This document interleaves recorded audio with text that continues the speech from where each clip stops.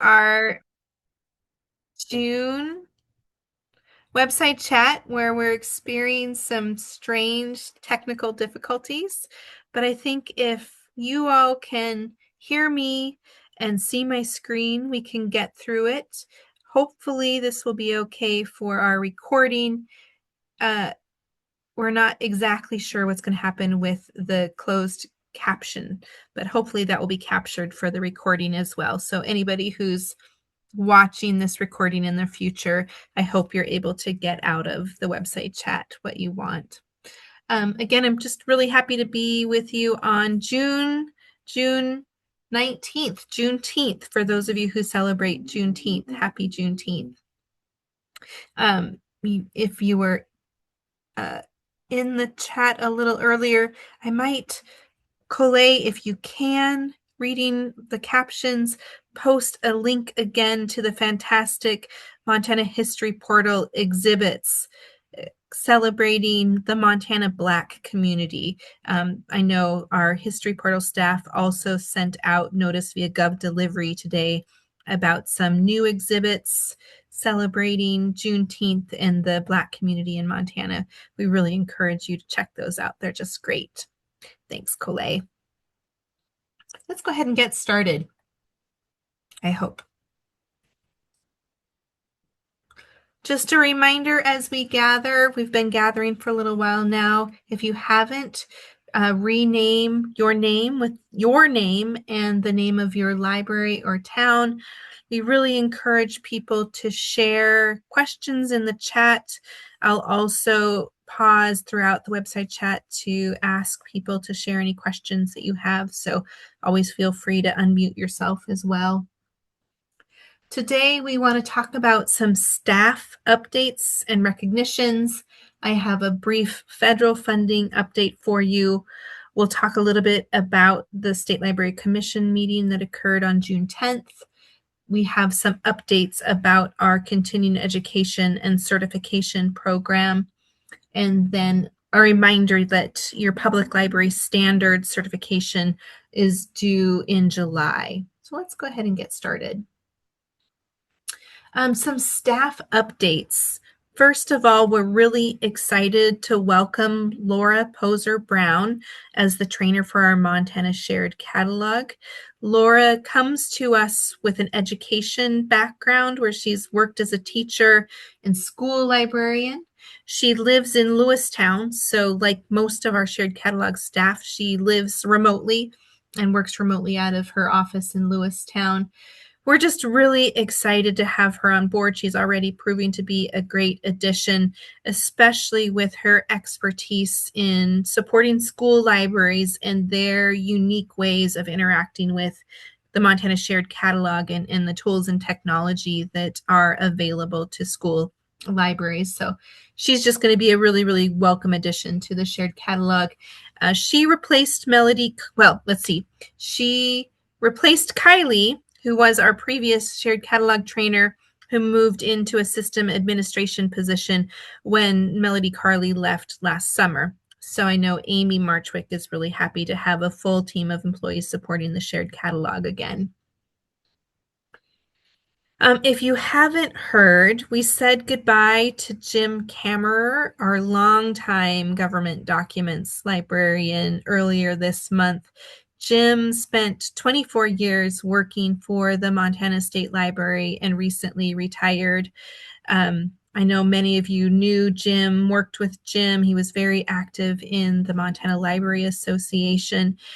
He is such a passionate supporter of access to government information, and he really oversaw the complete arc of the transition of the state library's government information program to one that was wholly physical when he started with the state library, collecting, I think it was 17 copies of every publication produced by a Montana state agency, cataloging it, distributing it to depository libraries around the state and to the Library of Congress. Now that model is one that is wholly digital. All of the government information that we collect is online. He also led the effort to digitize more than 30,000 digital publications. dating back to the late 1800s. And again, all of those historic state publications are freely available online. So, what a legacy Jim leaves from the Montana State Library. That position is currently vacant as we evaluate how to modernize the job description in light of all the changes in the workflow and workload over the years. But we wish Jim much happiness in retirement. We also want to recognize and congratulate a couple of our shared catalog staff. Our lead system administrator, Amy Marchwick, is celebrating 15 years of work with the state library. All of those 15 years have been spent with us as a system administrator and now lead system administrator for the shared catalog. And Laura Treader is also celebrating 15 years of service to the state. She's previously worked as the technical services librarian for the law library as well as the Montana Historical Society.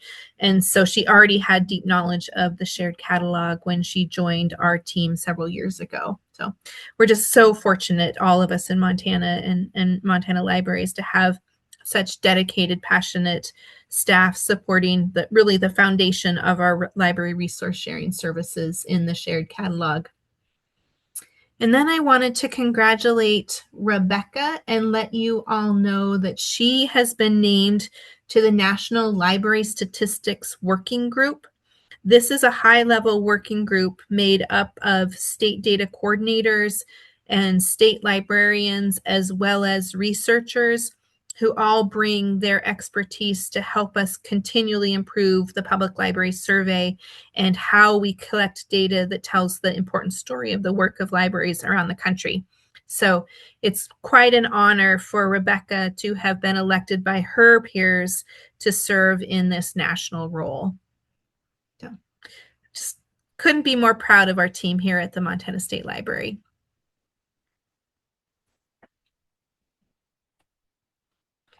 Like I said, I wanted to share just a brief federal funding update. It's essentially all good news.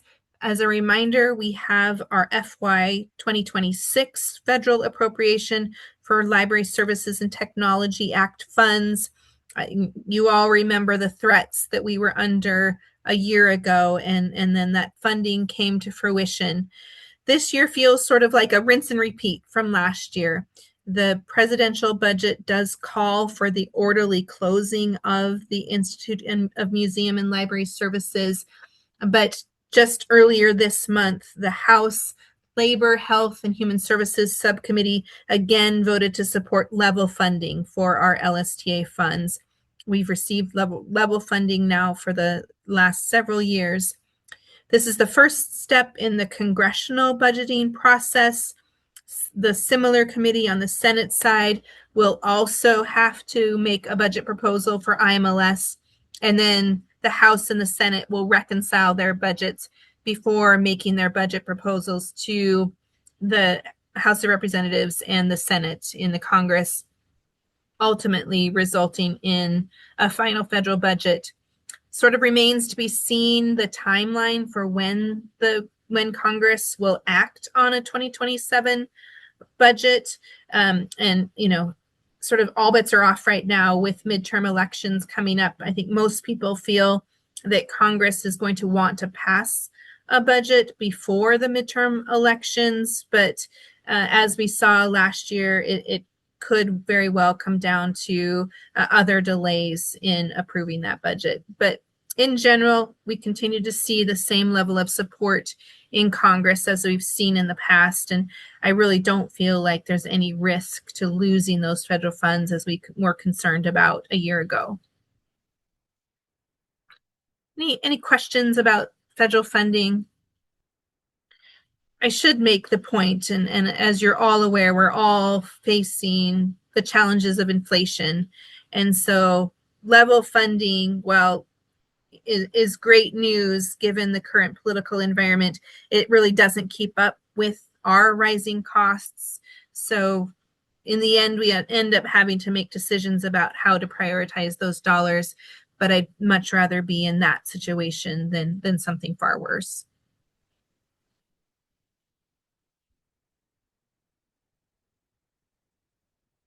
All right. So let's go ahead and talk a little bit about some of the things that were discussed at the State Library Commission last week.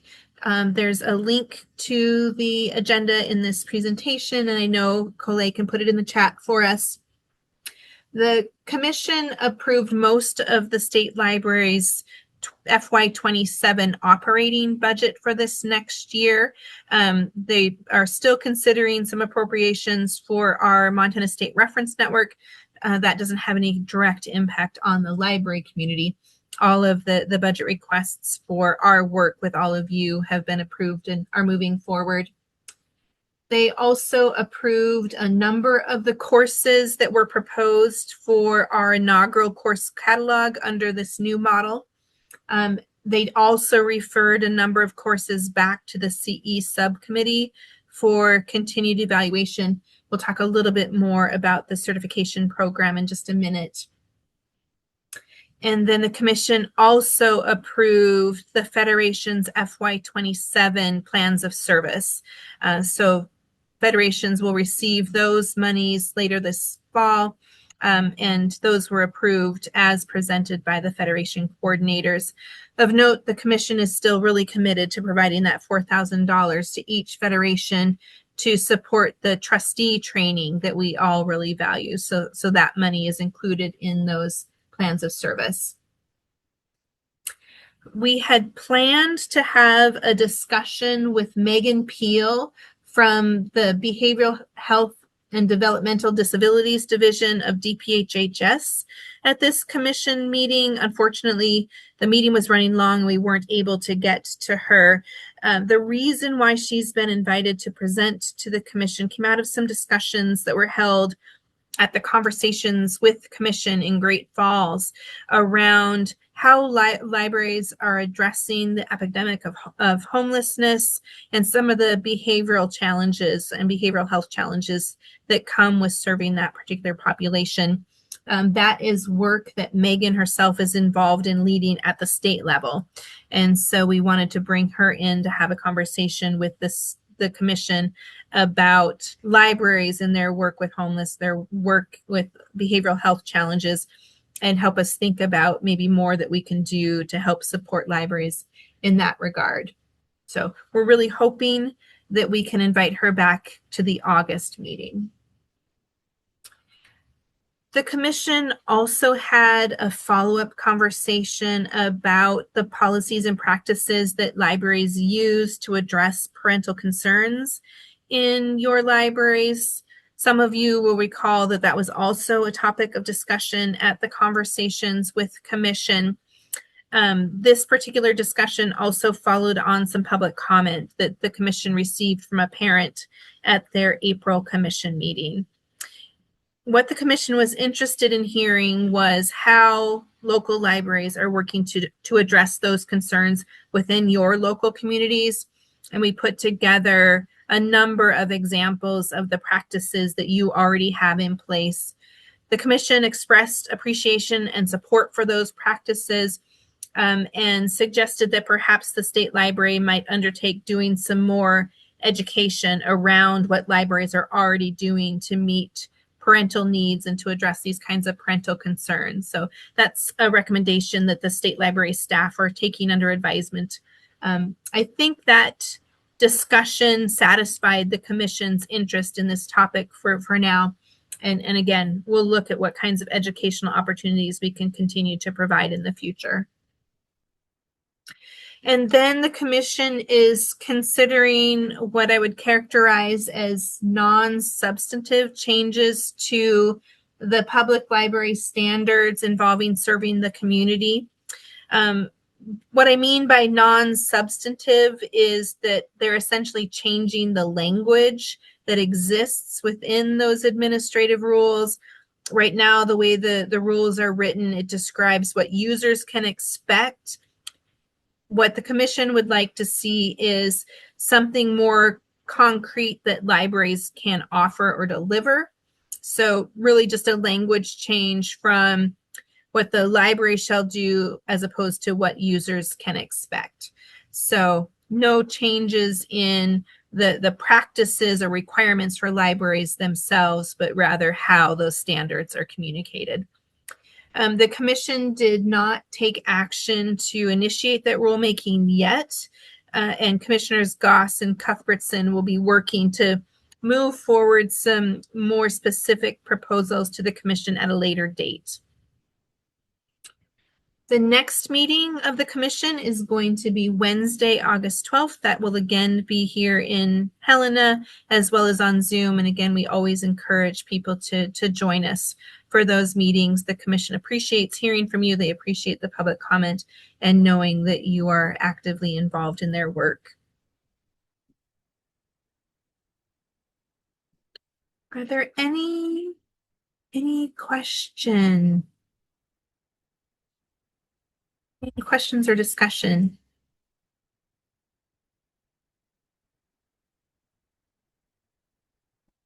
Hey, Steph, tell us more about your new branch. Is that what I'm reading in the chat? Hi, yes, it is. For years, we had a branch library in the Butte Plaza Mall. Yeah. But when it changed hands, they're basically renovating everything, so we couldn't stay. But we got so lucky. The county had purchased the old armory space here over by Stodden Park, if everybody knows where the carousel and Oh, the yeah. water park Yeah. is.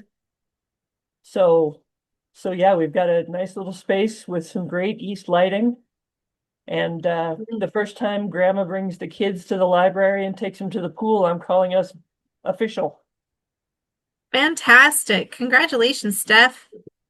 I'm applauding for myself wildly here. Thank you. Good. Good.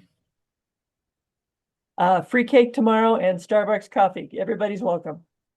Great. Congratulations.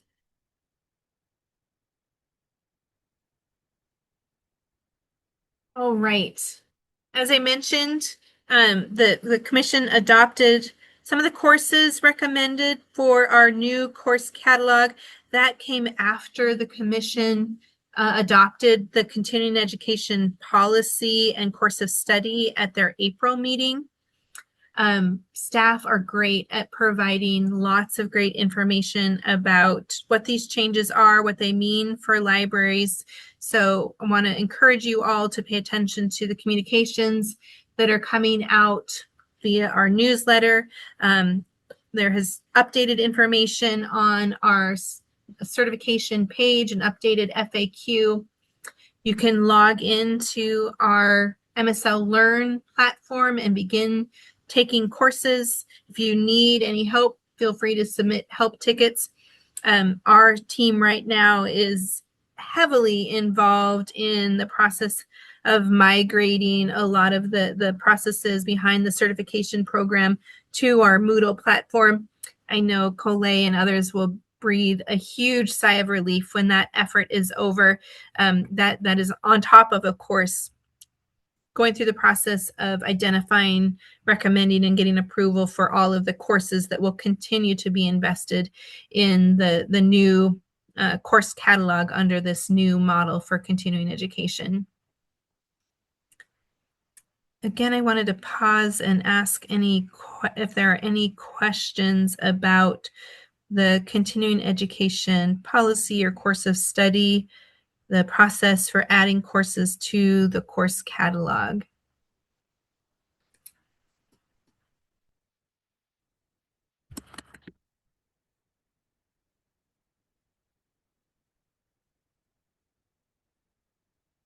I would ask Colette if she has anything else to add, but I know we're having technical difficulties. So Colette, if there's anything, Yeah, no, Jenny, it was totally me. I unplugged my speaker and plugged it back in again, and lo and behold, I can hear your here we voice. go. Oh my gosh. Um, I love those sorts of problems. So, the only thing I would say is that as of this morning, for new directors in particular, I was able to get the initial certificate completely operational in MSL Learn. So, if you are a new director or know a new director, please encourage them to get their Okta login and get started in MSL Learn to take their courses. Cool. And there's a question from Carly about courses that you have taken in the past year or so. Of course, if you've taken courses and recently gotten certified, you have your certification. But if you have courses and are still working towards certification or renewal, we are crosswalking any courses that you've already taken to the course of study. And any course that can be crosswalked to that course of study will count towards your certification.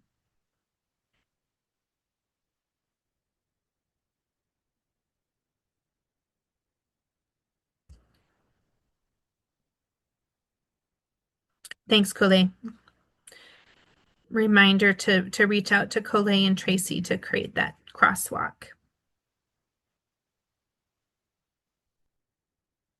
Great. Any other questions?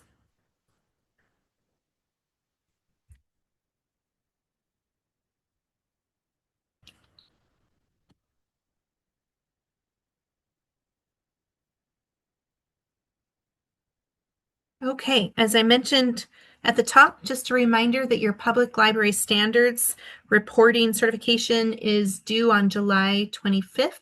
So please go ahead and get that certification in. Again, if you have any questions, you need any support in that process, reach out to your consulting librarians. They're very, very happy to help you.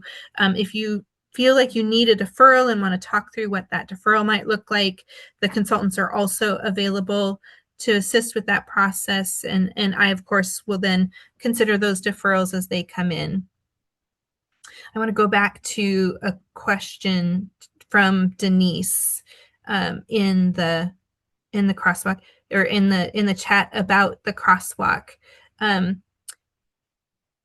So anything, and Colette, I'm going to ask you to correct me if I say anything wrong.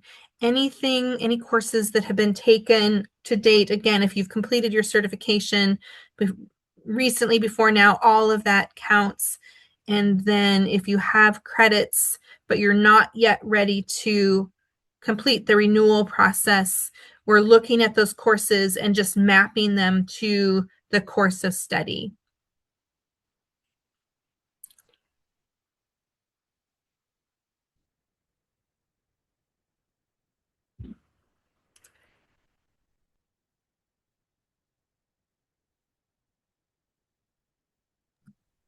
Does that make sense?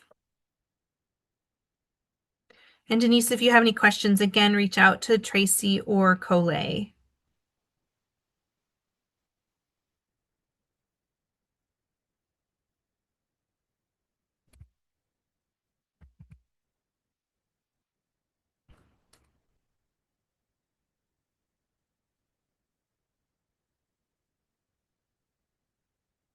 Okay.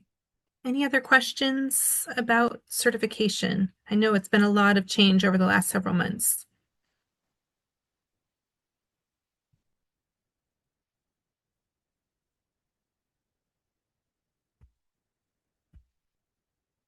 All right. Some dates to mark your calendar for. We've got a certification drop-in coming up next week. Again, this is an opportunity for you to continue to learn more and understand the changes to the process that we're going through. There is a human resources series coming up in August, a session on hiring, a session on onboarding. There's going to be a commission meeting again on August 12th. That'll be their August business meeting, continuing with the human resources series about providing employee feedback on August 25th. And then September 1st is about offboarding and saying goodbye to employees. So as a reminder, always check our Aspen event calendar and watch those newsletters for updated opportunities for learning. I'm going to pause there and ask if there are any more questions on anything we talked about, anything we didn't talk about, or just anything anybody wants to discuss. And for just pointing out in the chat, Colette is reminding us that we're working on an AI series that Corey Sloan will be leading beginning this fall. We're really excited to start focusing on AI learning, AI literacy, AI tools coming up this fall.